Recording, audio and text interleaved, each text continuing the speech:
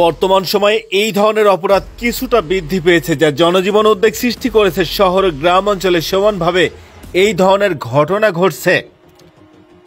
বিশেষ করে রাতের বেলা বা নির্জন স্থানে কিছু ক্ষেত্রে সশস্ত্র গুন্ডা বা চক্রের অংশগ্রহণ লক্ষ্য করা যায়, যা কিনা নাগরিক নিরাপত্তাকে হুমকির মুখে ফেলেছে।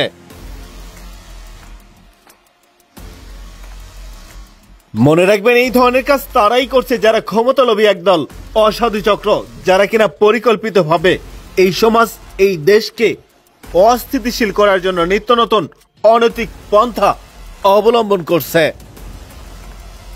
কিন্তু জনগণ আইন শৃঙ্খলা রক্ষাকারী বাহিনী থেমে নেই, এদেরকে উচিত শিক্ষায় ব্যাম্বু বা বাঁশ দিতে প্রস্তুতি নিচ্ছে।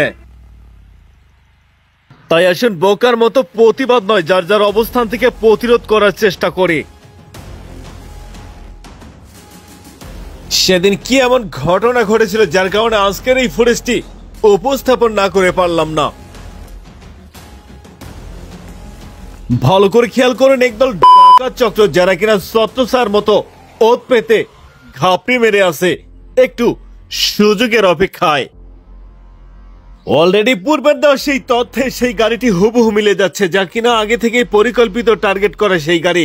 কিন্তু তারপর কি হয় বা কি হতে যাচ্ছে সেটা দেখতে ফুটেজটি না টেনে দেখতে থাকুন।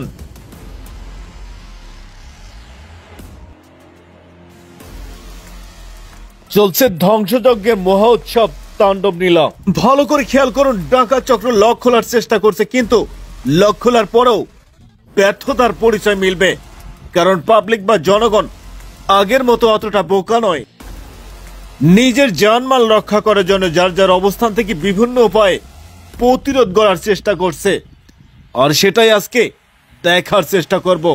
বন্ধুরা, এখান থেকে আমরা শিক্ষা গ্রহণ করতে পারি, কারণ একটু বুদ্ধি খাটালে এদেরকে প্রতিরোধ করা অতি সহজ হয়ে দাঁড়াবে।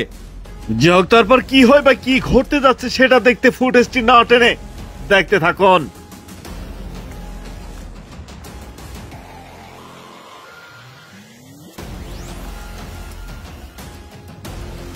বেকারত্ব, দারিদ্র এবং মুদ্রাস্ফীতির মতো অর্থনৈতিক চাপ মানুষকে অপরাধমূলক কাজে প্রচারিত করতে পারে। সামাজিক অস্থিরতা, রাজনৈতিক অস্থিরতা, সাম্প্রদায়িক সংঘাত বা আইন শৃঙ্খলা পরিস্থিতির অবনতি অপরাধ বৃদ্ধিতে ভূমিকা রাখে। অন্যদিকে আইন শৃঙ্খলা রক্ষাকারী বাহিনীর সক্ষমতা বৃদ্ধি, পুলিশের সংখ্যা বাড়ানো, আধুনিক প্রযুক্তি সরবরাহ এবং নিয়মিত টোল ব্যবস্থা জোরদার করা। অন্যদিকে প্রযুক্তি ব্যবহারে সিসি ক্যামেরা, জিপিএস ট্র্যাকিং এবং অন্যান্য নিরাপত্তা ব্যবস্থা স্থাপন, আইনগত সংস্কার, দ্রুত বিচার ব্যবস্থা নিশ্চিত করা এবং একা একা রাতে বা নির্জন স্থানে চলাফেরা এড়ানো, মূল্যবান জিনিসপত্র প্রকাশ্যে না রাখা, গাড়ি বা বাড়ির নিরাপত্তার ব্যবস্থা জোরদার করা, আশেপাশে সন্দেহজনক কার্যকলাপ পুলিশ বা স্থানীয় কর্তৃপক্ষকে জানানো।